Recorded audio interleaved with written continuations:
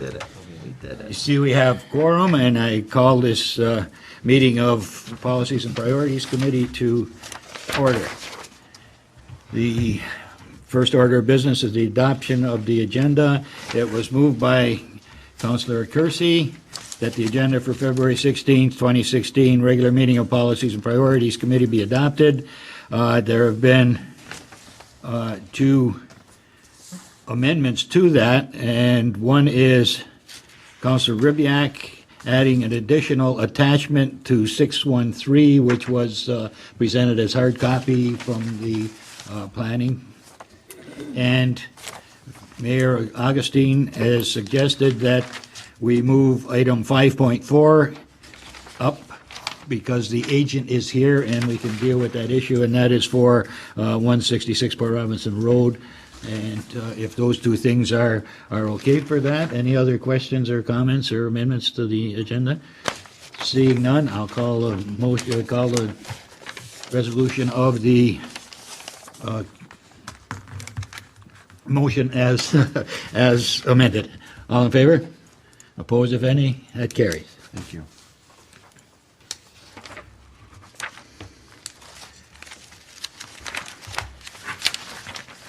Disclosure of pecuniary interest and the general nature thereof. Does anyone have a conflict?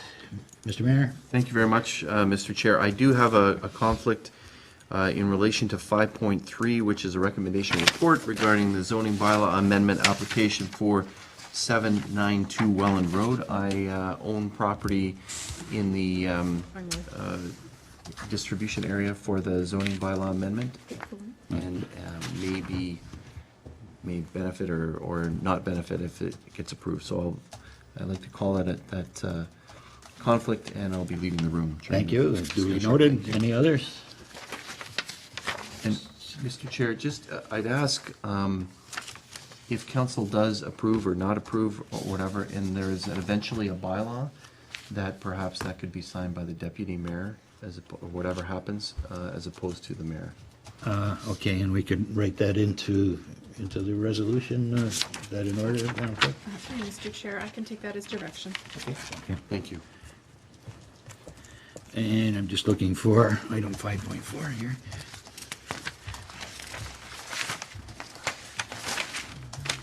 And here we are.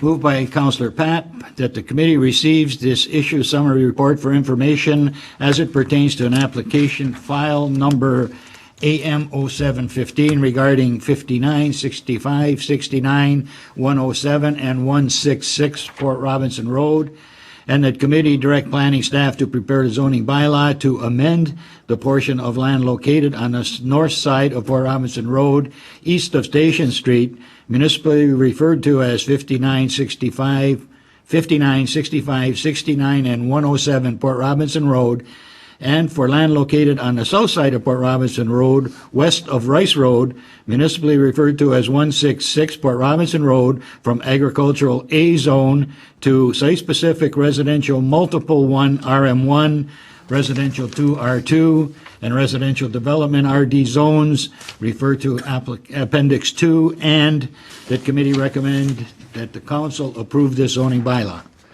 Questions or comments?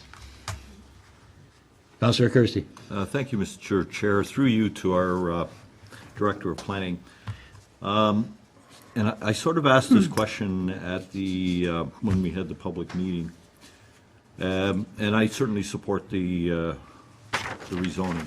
But from a practical matter, we are rezoning a piece R2, which backs or fronts onto an RM1 zoning, specifically Lot 59. And there's a dwelling on that back piece.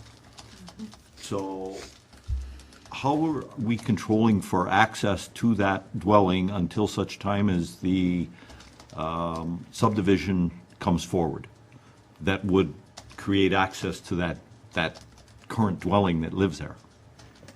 Madam Director. Yes, thank you, Mr. Chair. Through you, that dwelling currently has a driveway access off of Port Robinson Road. So that driveway will continue to be maintained and will be how that dwelling gets its access until such time as there is the road in the future subdivision that lot would then front on and can access. So that's how it will continue to be accessed. Just for a supplemental, just a further clarity. So the developer would not be building on the RM1 piece until such time as there's access to that dwelling? Because if he were to build on that, then he would have to grant a right-of-way or an easement or what have you on that driveway to get into that back piece. And it might, it might have an impact on what he could put on that property. So that's why I was trying to ask that question. Yes, and at this time, we don't have the plans for the development of the townhouses. We expect that those will be coming forward, so the timing on exactly when that will happen, I can't answer specifically. But certainly, if the proposal were to develop on the Port Robinson frontage ahead of that, then we'd have to go through either a process to ensure that that house has access through an easement or some other means to protect that access to that property. And that would be when there is some kind of development known for the frontage on Port Robinson Road. Thank you. Okay. Mr. Mayor? Thank you very much, Mr. Chair. I note and recall from the meeting that we held on January 11th that the applicant's representative made a further request, and I just want to hear from staff whether that request will be contained in documents moving forward. Madam Director? Yes, thank you, Mr. Chair. As you recall, the agent did request that there would be reductions to side yards. We've taken a look at that request, and we feel that that request would be appropriate. Our planning report indicated that we thought we could support that, and so we would ensure that those reductions to the side yard, both interior side yard and the exterior side yards, be reduced. And that's more compatible to existing development standards or current development standards. Good. Thank you very much. Appreciate that. Any other questions or comments? Seeing none, I'll call a question. All in favor? Opposed, if any? That carries.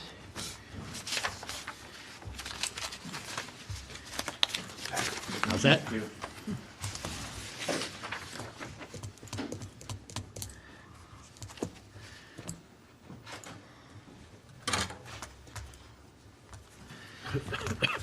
Moved by Councillor Junkin that the Policies and Priorities Committee recommend the council receive the terms of reference for a Habitat Pelham Steering Committee for information.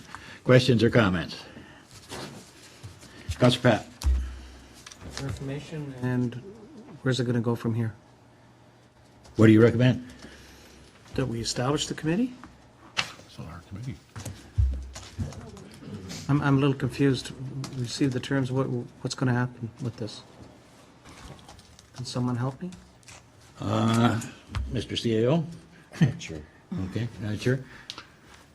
Is anyone, members? Sorry, I don't mean to put anybody on the The spot. clerk was in the meeting. I'm sorry, Counselor. Madam Clerk? This item, through you, Mr. Chair, was referred from a November meeting to be placed on a PMP agenda for committee to review and discuss. So I put it on for information. If committee wishes to have that, this committee established, then they could amend the resolution and direct that we proceed. Councillor Ribak? Thank you, Mr. Chair. My understanding of this report was to indicate to us that there was such a committee that exists out there. Are we being asked to create this committee? I didn't see that in the, I believe there is no such committee at present, so yes, it has to be Correct, Mr. created. Chair. Yes. by us, it will be a Town of Pelham committee?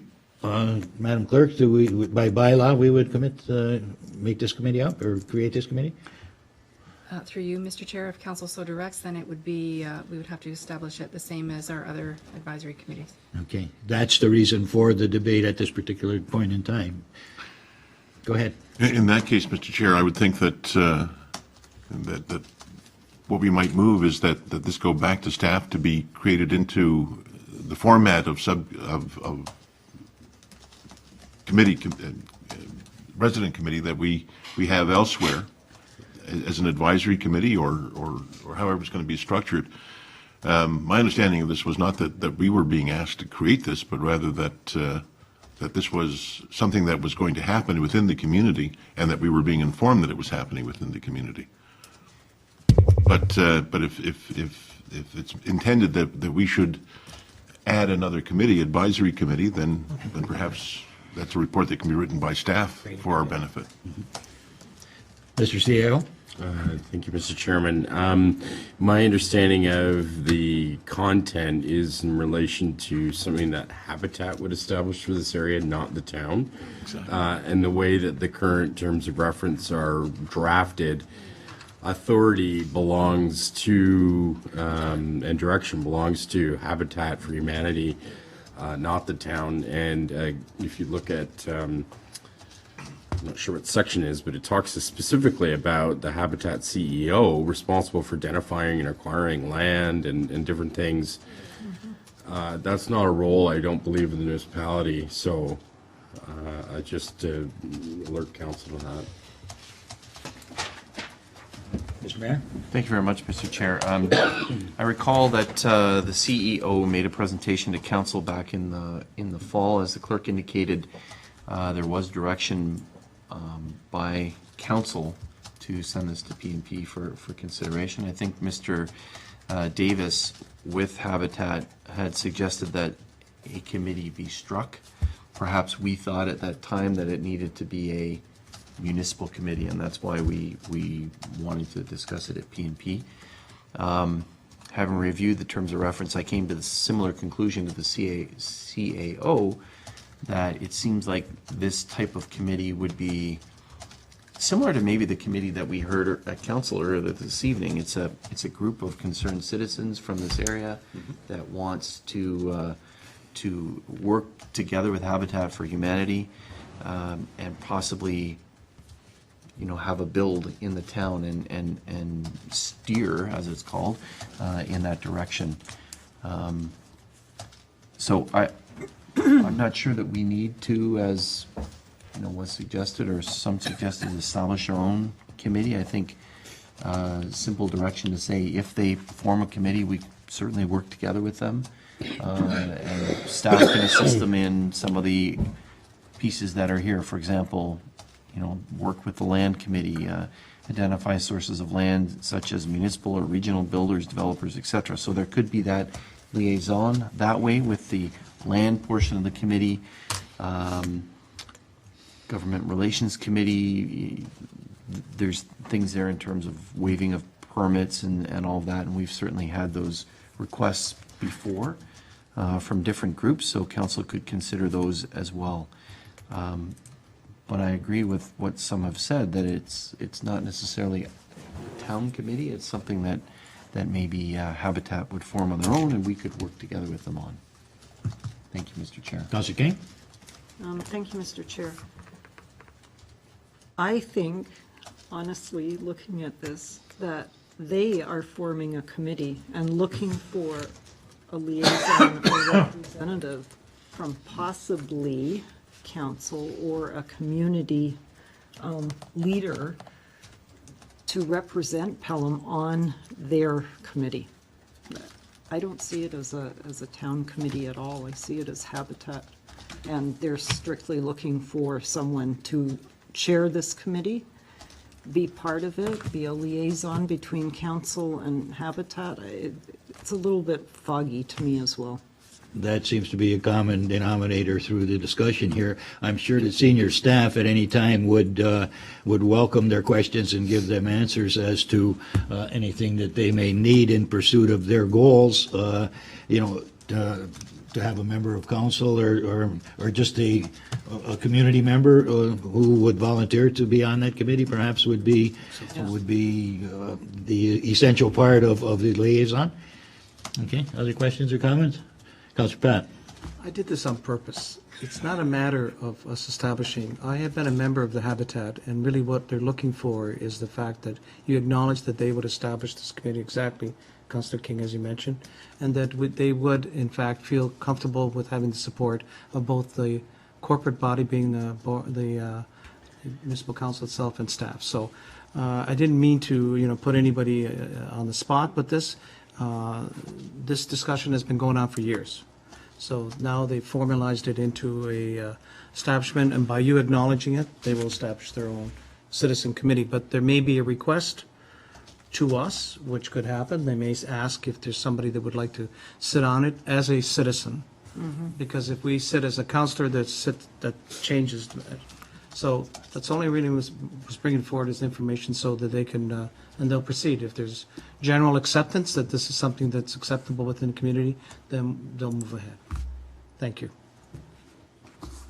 Okay, those were my thoughts, as I had them written here, is I didn't think that we needed to get involved in that Habitat can do their own. That's correct, do Charlie. their own thing. That's correct, so- Mr. Chair. That's all they wanted, is they just wanted to be out front that they will be establishing it. Okay, Councilor Ribbiak. Thank you. Having said all that, nevertheless, what Habitat for Humanity does is laudable and to be welcomed. And if there is any way in which we identify pieces of land from time to time that might be to their purpose, there might be some way of letting them know and participating in that way. It's good, I think, that there is going to be a committee like this. Hopefully it does take off and is formed in the town, and that they work independently of us, but keep us informed and create it. If there's some way we can help, I'm sure we will. Other questions or comments? The only comment I would make is, I think we would be heading up a wrong path if we were to take a charity committee and make it part of a committee of council. Similarly, I think if a councillor wants to sit on that committee, he sits there as a citizen, not as a councillor. We do have a means where we can support a committee such as this through our grant program. So they could make a proposal next year on our grant, and we could take a look at it through the process.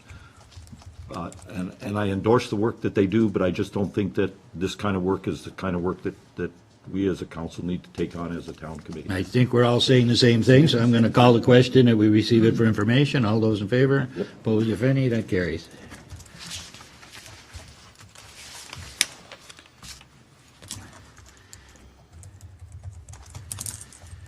Moved by Councillor Junkin that the issue sheet regarding the 2016 water and wastewater budget be received, and that committee recommend to council that the 2016 water and wastewater budgets be approved.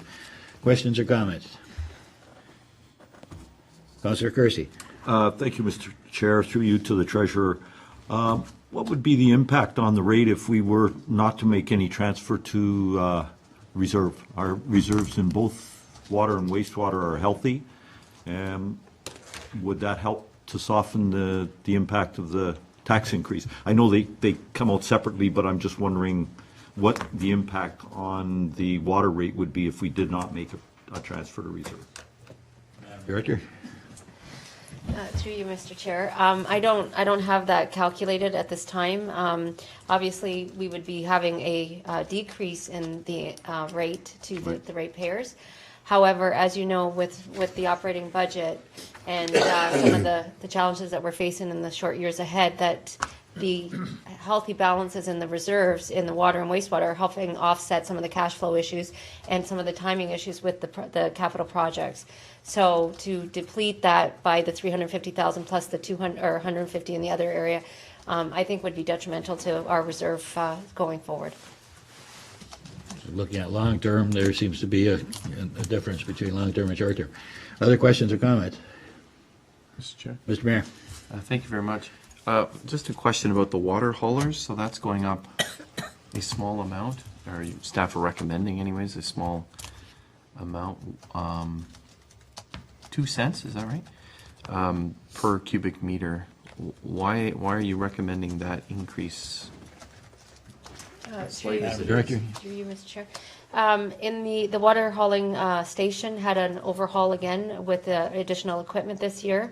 So it's just enough to absorb some of that increase in that area. In the water distribution system itself, we haven't done major components. And I did, just to follow up with that with respect to those problem meters that we had from the last meeting, I just wanted to advise council that I did investigate that further. Those meters were manufacturer defect meters, and they have been covered under warranty, so there is no impact on the town with respect to the changeout of those. So it really, the distribution system is in great shape. So that's why we are again allowed to present with a 0% increase. However, in the bulk water station, we still are investing some monies there. So just a small recovery, the amount of COLA for the year is what we project would be enough to cover off that equipment. Okay.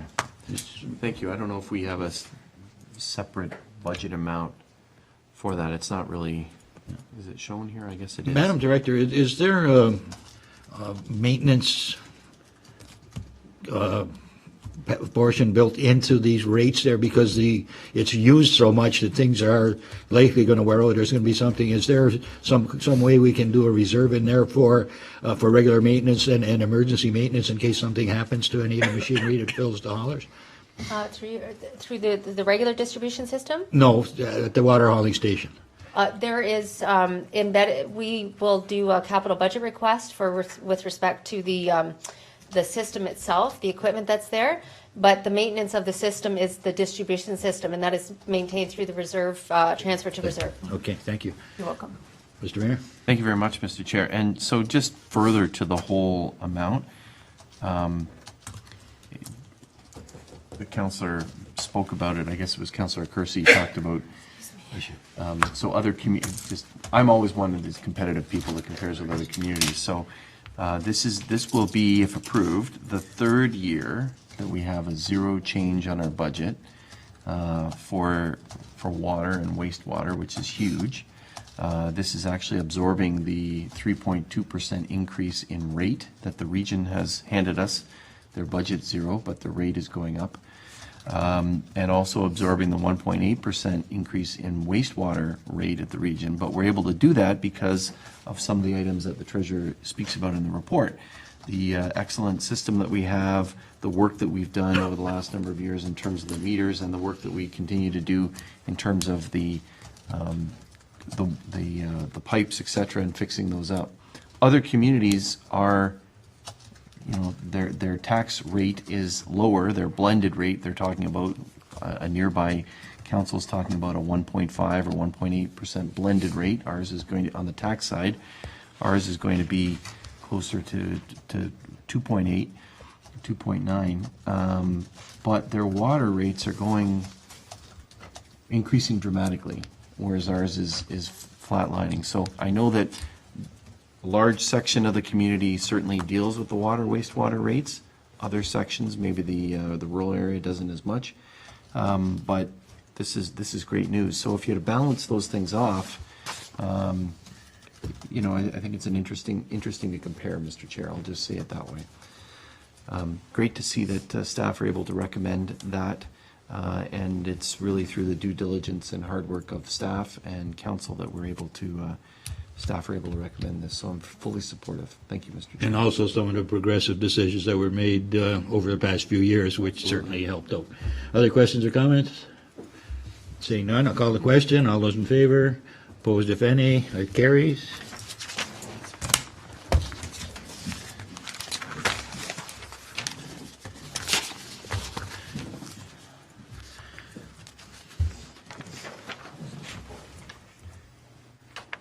The mayor has left the building. Moved by Councilor Ribbiak that the committee receives the issue summary report for information as it pertains to application file number AM 0315 regarding 792 Welland Road, and that committee direct planning staff to prepare the bylaw to amend the portion of the land located on the south side of Welland Road, east of Church Street, municipally referred to as 792 Welland Road, from the public P zone to a site-specific neighborhood commercial zone with the holding H provision applied until such time as the record of site condition is submitted to the environmental site registry with a copy provided to the town. The archaeological assessment has been completed and the clearance letters from the Ministry of Tourism, Culture, and Sport are provided to the town, and the Phase 2 environmental site assessment has been conducted with a copy of that report provided to the town, and that committee recommended council approve the zoning bylaw. Questions or comments? Councilor Ribbiat. Thank you, Mr. Chair. Just a quick comment. I think this is going to be a marvelous project. It's going to be exactly what I think downtown Fenwick needs, more downtown living space, more commercial stuff. I'm really pleased that this is here, and I'm certainly supportive. Other questions or comments? Seeing none, I'll call the question. All those in favor? Opposed, if any? That carries. And I wonder if we can have the mayor return to the building?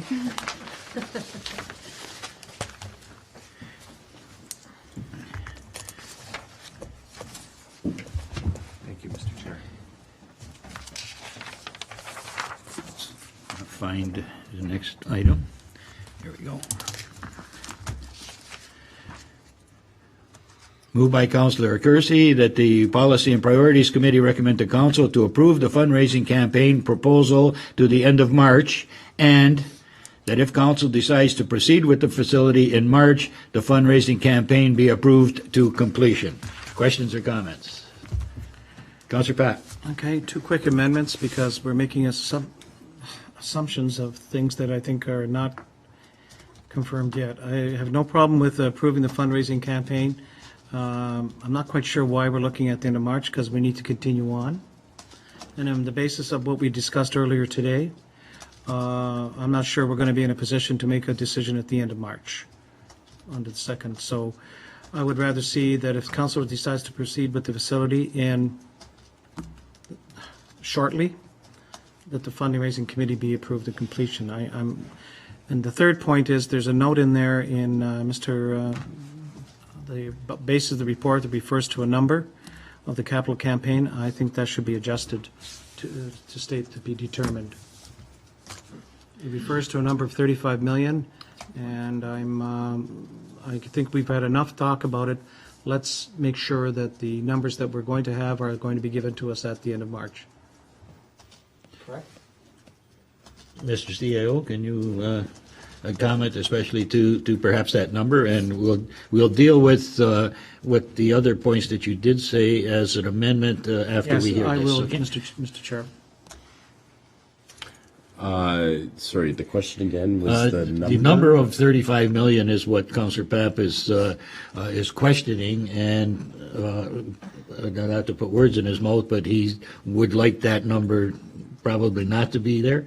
Exactly, Mr. Chair. Or you could express it as a percentage. I might defer to the treasurer for I prefer comment, it that but way. if the fundraising target was to raise 10% of the total capital, maybe a better way to word it, but I'll Right. defer to the treasurer. Madam Treasurer? Through you, Mr. Chair, the amount of 35 million was used to determine what his monthly cost would be.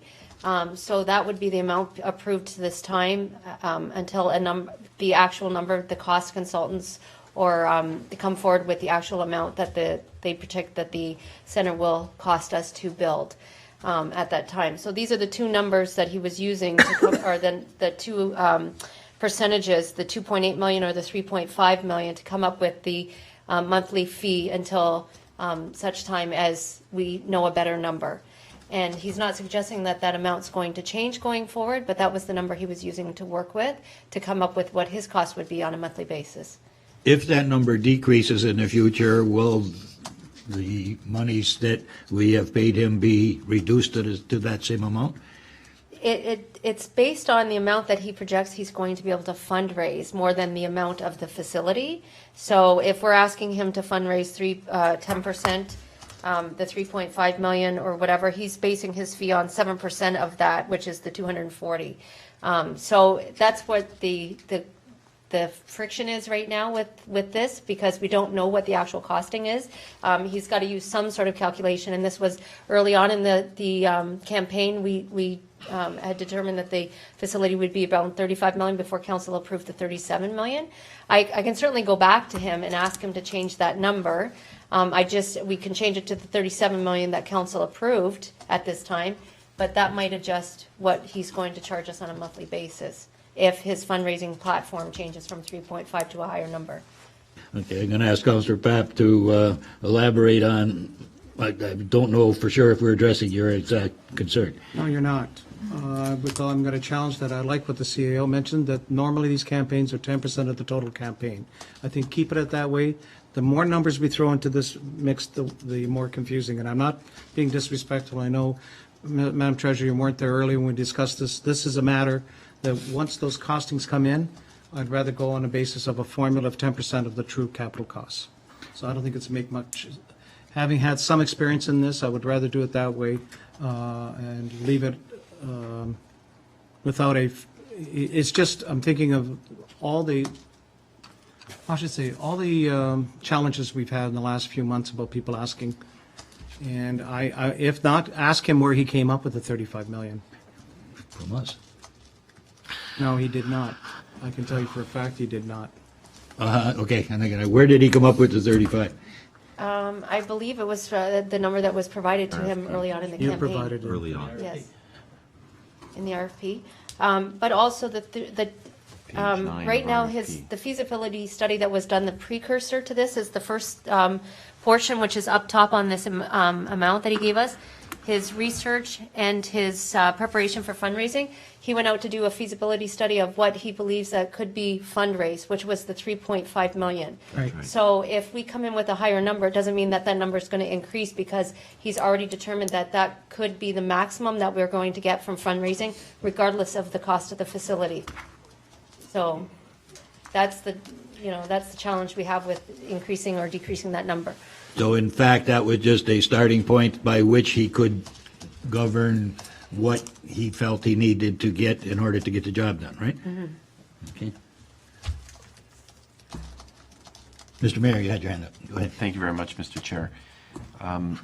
So it says here, page 9 of the RFP had certain construction cost assumptions, et cetera. My recollection is the RFP went out in July or August, so July. So that number would have been put in the RFP. So I guess the point Councillor Papp, as I understand it, Mr. Chair, was trying to make was that there's enough numbers out there. It might be confusing for folks to have another number here. So I understand that piece. The real issue in as I see it is I agree with Councillor Papp in terms of the timing. What we heard earlier this evening at council was that we probably won't know, we're going to get some information to council in and around the week of the 21st of March. I don't know that council will be able to decide by the end of March to proceed or not to proceed. So really, we almost need to, the second piece, as I see it, maybe just take out the timelines or bring it back. When council, approves something and approves that step, to bring it back. In the meantime, I think there's still some fundraising that is being done, and what's being recommended in recommendation 1 is that it's sort of a month to month. Is that correct? Mm-hmm. So what I'm hearing is there's a two-part recommendation. One is to month until we get along to a point where council does say go. We have the balloons come out of the ceiling, as Councillor Rubio indicated. Should we be in that position, then council can consider and say, by the way, do this piece. I think what staff are recommending here is that we at least need the month to month. Is that correct? Yes, okay. to make sure that the program keeps moving forward, that we continue the month to month. So in fact, the month to month is February and March, which is the first line of this resolution, right? Right, but if And it council might wants to be take the April. March out and we'll just say go month to month until such time as the decision is made yes or no, and then we Proposal. can come back to council with Okay, it. so an amendment to read, to approve the fundraising campaign proposal month by month? Yes, I mean, That- you mean removing, that's what- pardon me, Mr. Removing the Chair. March, It replacing, needs to be April is what the time frame is, but. okay, what do we want for My the amendment? comfort level and what we understood to say is make it to the end of March, or April, I should say. April. Change March to April? Yes. Okay. And then the other part, as Mr. Mayor's Bring the other described, piece back to us. and bring the other piece back to us describing what the actual campaign and the cost will be. I don't mean to be confusing, and I wasn't being disrespectful. I just want us to, in light of everything we've been doing, we need to be clear. So your amendment is to the end of April on line 1, and the second line is removed? Defer on. Deferred. Deferred. So perhaps, motion to divide, or- Okay, we need a motion to divide. Thank you. We don't need a seconder. Okay. And the first amendment is changing March to April. Pay him month to month. Okay. That's by Councillor Pat. Moved by Councillor Pat. Councillor Kersey? Well, I have a question around that. First of all, going back and looking at the past, what were the deliverables and did he deliver up to the completion of what we've already approved? And then the second part of that question, Mr. Chair, is what are our expectations for approving a month-to-month go forward? What are we looking for in deliverables in terms of, what do we want to see happen in March? What do we want to see happen in April? So,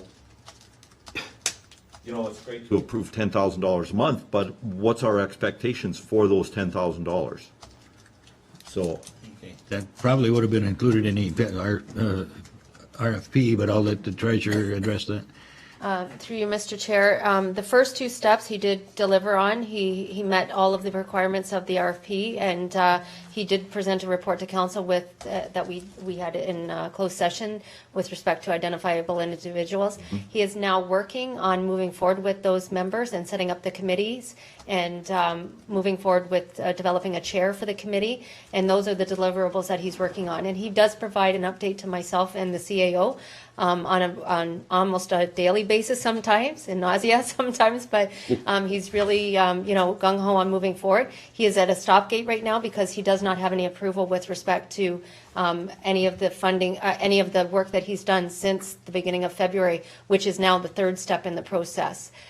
So we are on top of it. I know that the mayor is involved, and so is Councillor Papp on occasion, with respect to meeting with certain individuals. And that's his goal right now, is to set up that committee and get everybody on board and then get ready to go out to the public.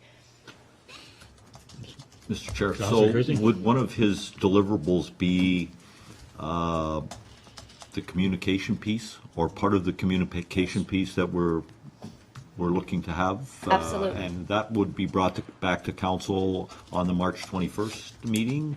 Or before. I know that, through you, Mr. Chair, sorry, the How Might We session that we had, he took away a lot from there, and he's doing up his little communication paper that he's going to share with us, and then he will bring it to council to share with council what our message is going to be to the public going forward with respect to this Pelham Community Center.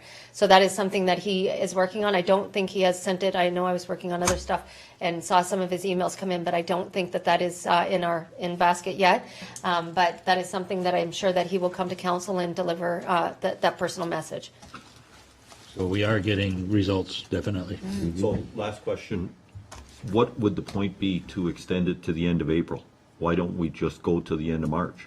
By then, we'll have all the pieces, by then. We may not have all the pieces. I think that is the question that was discussed in the thing, that March may be cutting it a little too short. It may go into April, and if it's done by March, then that's fine. But if not, excuse me, this sort of covers us to include April if in fact it's necessary. So should we decide not to proceed and we cancel the contract, that commitment to $10,000 for April would not go forward?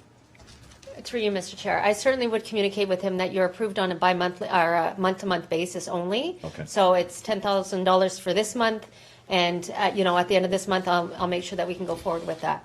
Yep, that's Okay. fine. Yep, I'm happy. Month to month based on That's fine. April being a drop dead date type of thing. That's fine. Other questions or comments?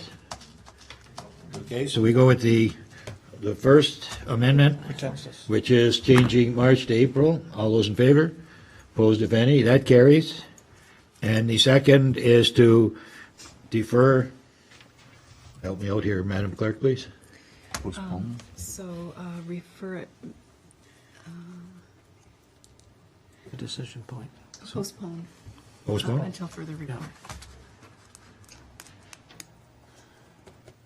Okay, to postpone the second line of that resolution. Counselor? Yeah, Mr. Chair, could you read the first part of the motion? I know we've already voted on it. Policy and Priorities Committee recommend to council to approve the fundraising campaign proposal to the end of April based on a month-to-month Okay, as long approval. as that phrase is in there, I'm happy. Phrase is in Yeah, I didn't hear you read that, sorry. Sorry, okay. Sorry, that's fine, thank Okay. you. And the second is to postpone until the report comes further. The council decides to, if council decides to proceed with the facility in March, the fundraising campaign be approved to completion. But we postpone that until the month-to-month is finished and we deal with the situation? Yeah, Mr. Chair, I think the point is that if we decide to proceed, this comes back to us and we deal with it then. So it's postponed That's the until point. that decision point, I think, as Okay. Councilor Papp indicated. Okay. Further report, I. So there'll be a further report at that Yeah. point, and it'll be one of the things. That's fine. Yea or nay? Okay? Yeah, that's good. Okay, So I'm supportive of that, Mr. Chair. okay, everybody clear on that? Thank you, Mr. Chair. Okay, all those in favor? Opposed, if any? It carries. And that was as amended, right? So now you need to vote on the motion as amended. Now we'll vote on the motion as amended with both amendments, to the original motion as amended. All those in favor? Opposed, if any? That carries.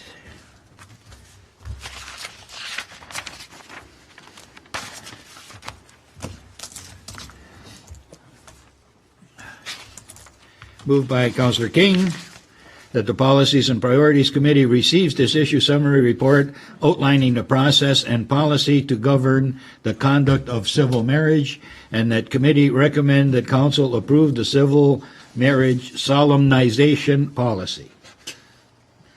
That's close. Questions or comments? Huh? That was very close. Close? Questions or comments? What does solemnization mean? All those in Well favor? done, Madam Clerk. Opposed, if any? Carried. Divorcing or divorcing or divorcing? Regular reports.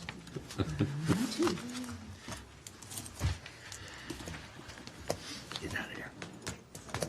No one wants to say that again. Let's move on. Solemnization. Okay. Just be careful on that.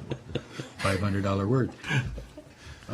Moved by Councilor Ribbiak that the Policies and Priorities Committee received the issue summary report relating to the proposed policy update. I get tongue-tied in proposed. Routine disclosure and active dissemination, freedom of information and protection of privacy, and recommend that council approve policy S100-09, policy update, routine disclosure and active dissemination, freedom of information and protection of privacy as amendment. Questions or comments? Councillor Kirsty. Just a very brief comment, Mr. Chair. Thank you to our clerk for being so diligent in looking after and protecting the municipality and keeping us abreast of what the current legislation requirements are with respect to freedom of information. Thank you very much. Other questions or comments? I have one. There's reference to two publications in that, Madam Clerk. I'm just wondering, are they available in hard copy form? We have them all here in electronic form, but I, for one, like to have it at my desk so I can pull it out and look to a specific spot in it. Would it be available to get these two documents? I can certainly make that available for you. Okay, I appreciate that. And any other members of council that would like to, please notify the clerk, and I'm sure that copies can be made available. And anyone from staff as well, I guess, because staff is involved in this as well. Okay. Any other questions or comments? Seeing none, I call the question. All those in favor? Opposed, if any? That carries.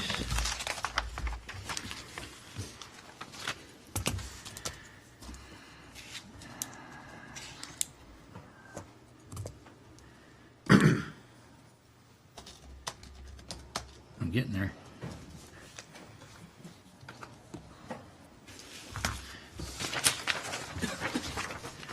Moved by Councillor King that the Policies and Priorities Committee receive this issue summary report for information as it pertains to municipal drain policies and procedures, related to municipal drain maintenance and billing and reapportionment of assessments, and that committee recommend that council approve the 2 municipal drain policies and procedures entitled Municipal Drain Maintenance and Billing and Reapportionment of Assessments of Municipal Drain Assessment Schedules. And part of that is the hard copy that was circulated this morning, or this evening, just before the meeting. Questions or comments? Councilor Ribbiak. Thank you, Mr. Chair. I have some concern with a part of this. And I'm looking at the report that we received initially.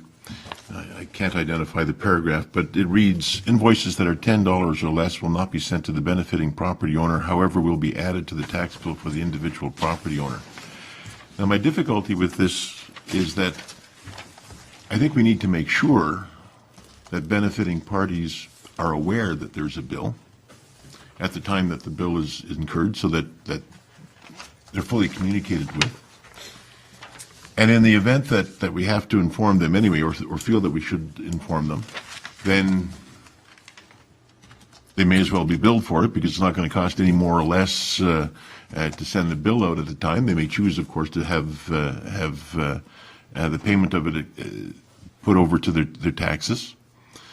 If there's some concern about the cost, I think at the time that we were having this issue a few months ago or late last year, we talked about that administration cost as part of the legitimate costing or the legitimate cost of maintaining drains or creating drains, and so maybe the cost of that needs to be apportioned as well along with everything else. I don't know whether that's legal or not, but it'd be interesting to know. But the fundamental point that I'm making is that when a municipal drain has been fixed, the people who benefit of it should know of it, so they need to be communicated with. And if they're being communicated with anyway, why not just put forward the bill and have it paid?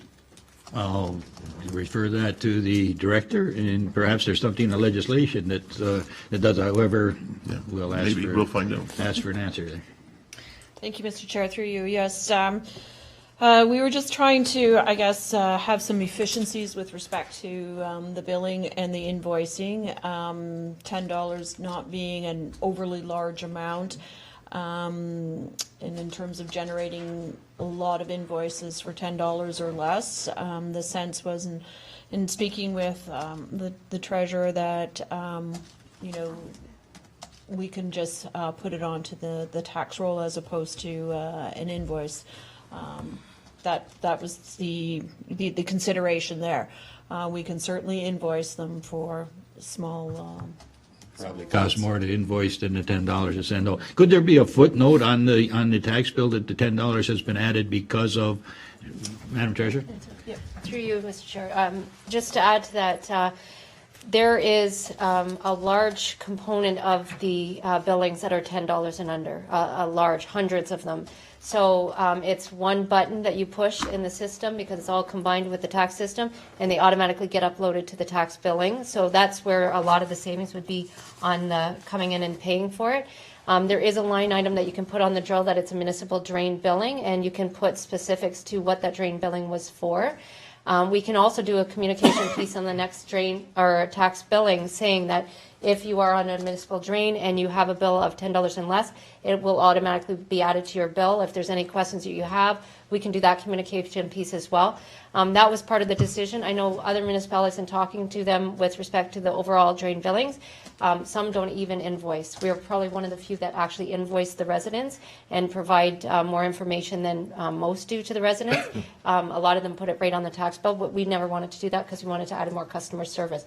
But it certainly is up to council to decide that. It's just that when we looked at the drain billings, the majority, a lot of them on that drain billing were under the $10 and under. So that was the reason for making that in the policy. But definitely the person receiving that charge will be notified in one way or another. I think this was the concern brought forward by the first comment.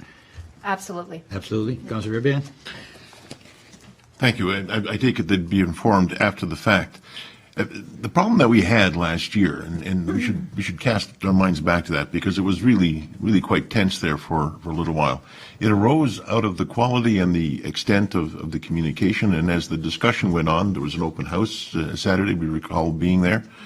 that one of the comments made by individuals is, well, why do I have to pay if they don't have to pay? You have that kind of response to various things. Whatever will work, I will be happy with, but it ought to work to inform people that, in fact, the municipal drain was repaired. They are a beneficiary of that. There is a bill that goes along with it. Whether it's done collectively in advance somehow, I'm just looking for an effective process of communication that allows people to understand that they're being fairly treated, that what the costs were, all the rest of those issues that arose when the issue was alive a few months ago. And my only comment then is, if we're going to effectively communicate, then you're effectively communicating to them what the bill is. So I don't know what the additional cost would be to actually extend the bill if we've gone through an effective process of communication. However, if there's a way of doing it so that it doesn't have to be done individually at some cost, and I don't know what that would be, I'd be happy to support it. I just don't. Okay, the director is anxious to, eager to get some. Thank you, Mr. Chair. We certainly are wanting to get out in front of this Yes. before even the maintenance work starts. So part of the policy does provide for that communication up front. When we receive a request for drain maintenance, and we are required to undertake that drain maintenance, we will contact the benefiting landowners.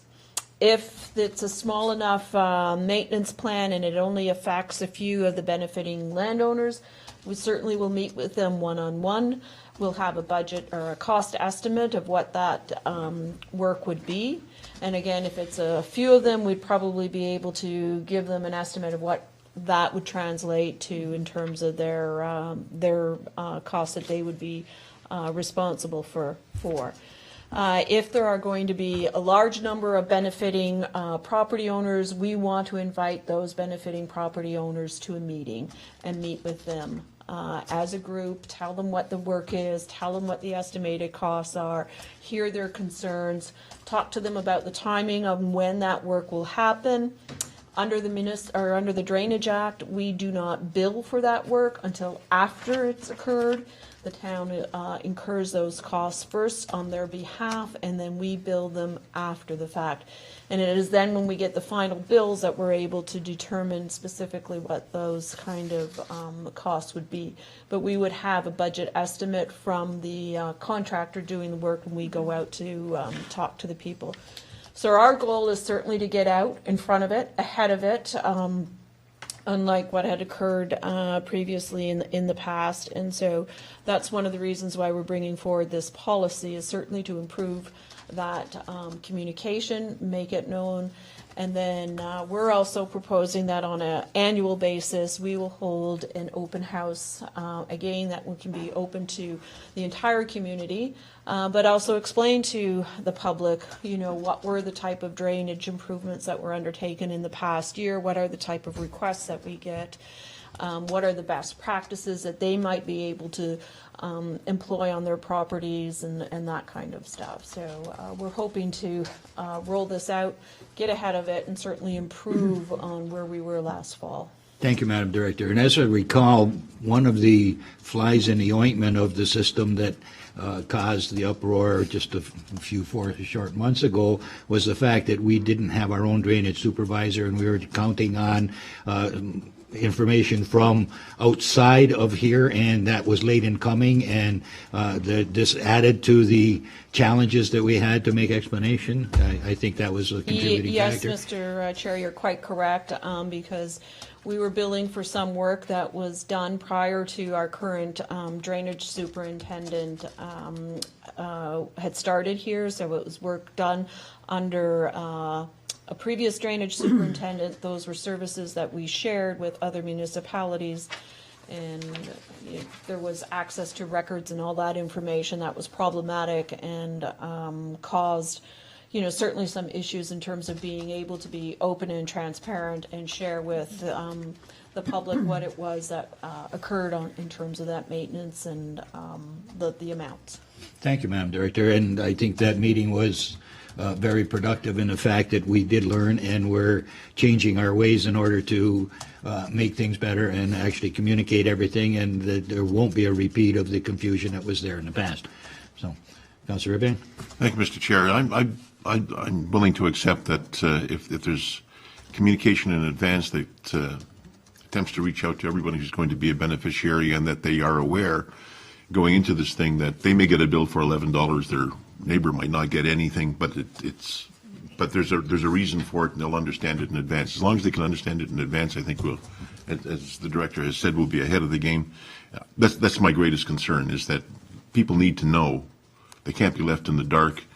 It sounds like there's a process for doing that, so I'm willing to Sounds see to that me work. like all efforts are going to be made to ensure that this happens, and I thank you, Madam Director, for giving us that insight.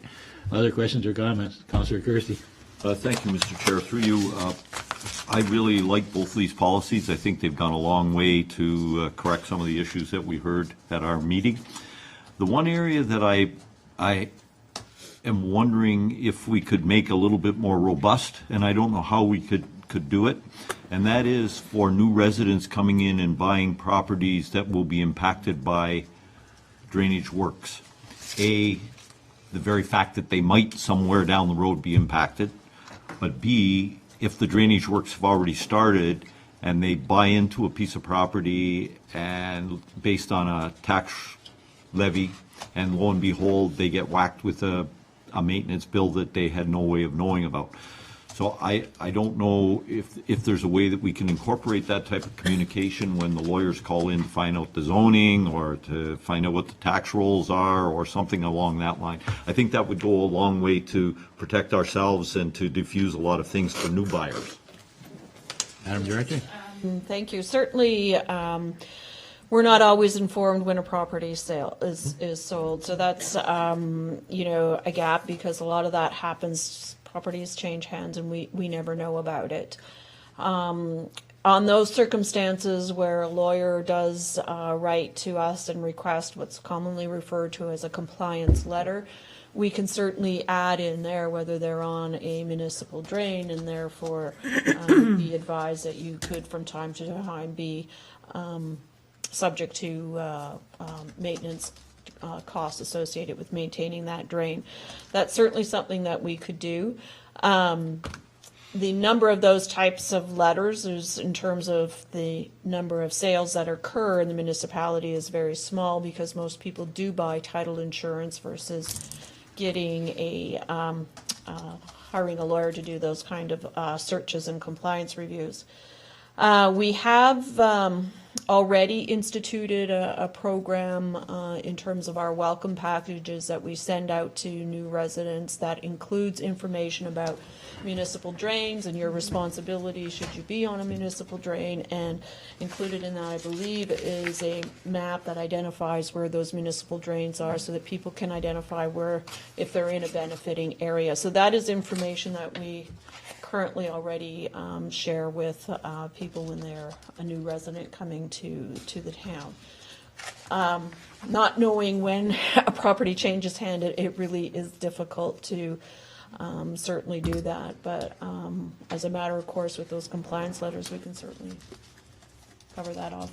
Madam Director, will the policy and all of this be made a link on our website as well, so people can access it? Yes, we can do that. So, okay, so then, Just a further comment, Mr. Chair. I wonder if, the real estate industry at this point might be a good ally in that we educate the real estate industry about municipal drains and the impacts that it can have. And then if they're selling a property that's on a municipal drain, then they would have an obligation to inform their client. Yes, no, that's a good idea, and we can certainly investigate how to, do some kind of information session with some of the local real estate I think agents. that'd be a yeah. great idea. That would be, Thank you. I'm happy, thank you. Mr. Mayor? Thank you very much, Mr. Chair. A couple of items. The benefiting property share, the $10 or less, I'm of two minds, because communication is key. And I think that's, we kind of fell down in the fall because of lack of communication, so. Here it says that what's proposed is will not be sent out to benefiting property owner. I almost think, it may not, or it might be, you know what I mean? Maybe for the first couple of years, we say, let's do it, and then after that, by the way, this is the last year we're gonna bill, or this is the only year we're gonna bill for a $9, it's gonna go on your tax bill, or something like that. Anyways, we'll see what colleagues think about that. I like Councillor Kersey's piece about informing others, and that's a great idea.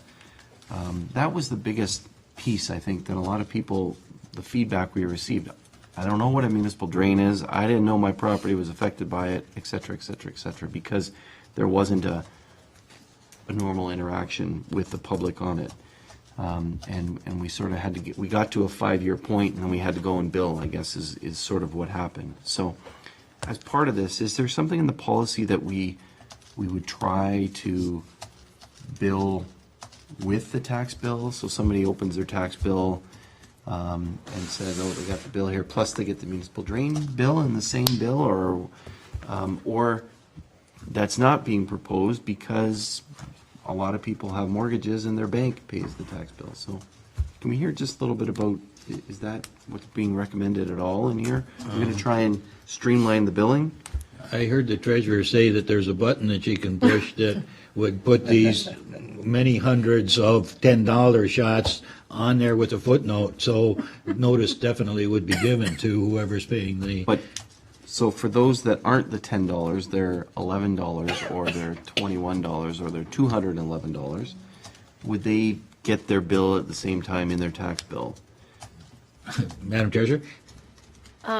We definitely try to avoid that to some extent when the bills are a little bit larger, and then they're also getting a tax bill at the same time. So we try to time it so that it's off the tax billing portion of the year, just for ease of payments. And we do offer payment methods that they don't have to pay it all at once if it's too high of an amount on the invoice for the drainage billing, so they could do it over a series of so many months. And that's all the arrangements and stuff that we make behind the scenes that, council may not be aware of as well, like we do with tax arrears and so forth. So that's the only reason why we wouldn't necessarily put it in the tax bill when it's a higher number like that. Some are getting bills in the $500, $600 range, and on top of a tax bill, that might seem exorbitant. So we've tried to manage it so that it's outside of those billings.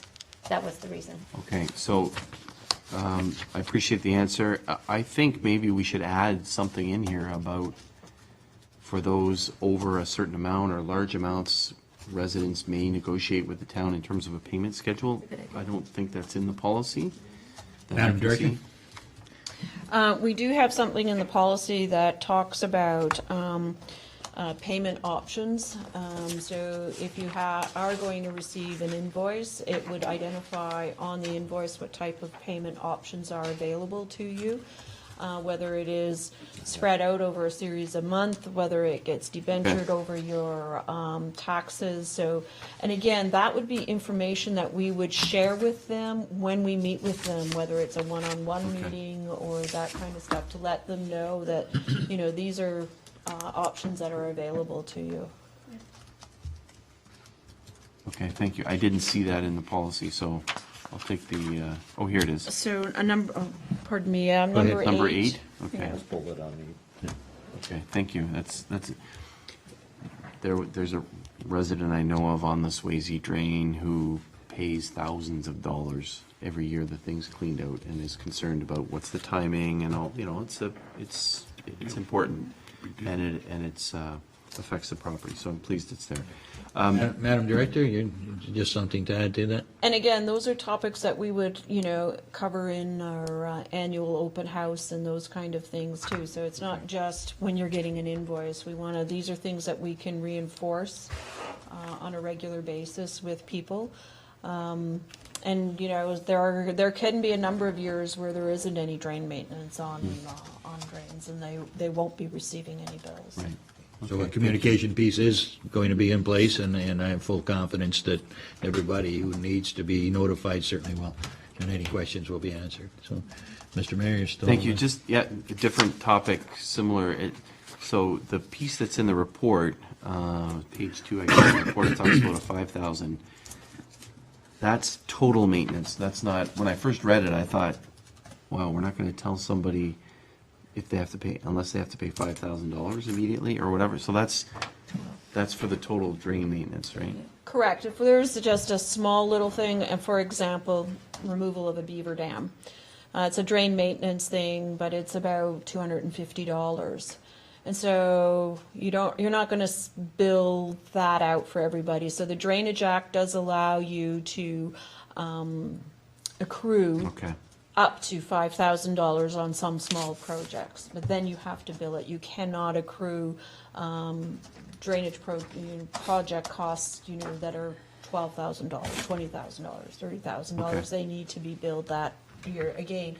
So those are things that can be most definitely communicated and shared with people. But if you're just cleaning out a very small stretch of a drain or doing a beaver dam removal and it's a couple $100, you can accrue that with other work on that drain to get you to the point of $5,000. Thank you. Excellent. Thank you. Appreciate it, Mr. Chair.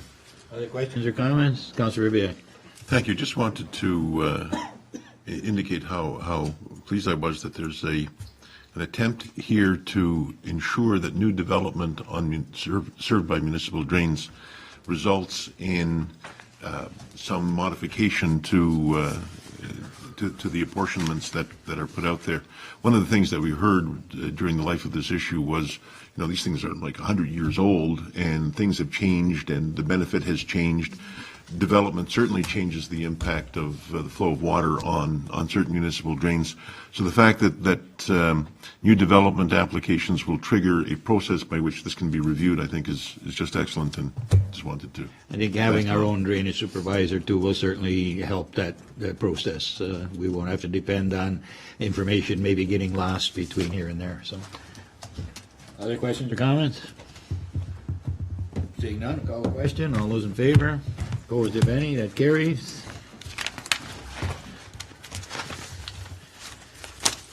Moved by Councillor King that this regular meeting of Policies and Priorities Committee be adjourned until the next regular committee meeting scheduled for Monday, March 7, 2016, unless sooner called by the mayor.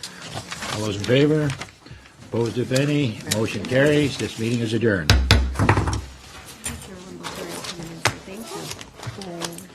Let's not hold our breath.